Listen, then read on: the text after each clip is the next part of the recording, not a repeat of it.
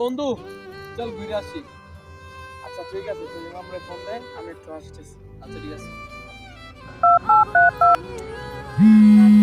হ্যাঁ বন্ধু, কই তুই? চল ঘুরে আসি।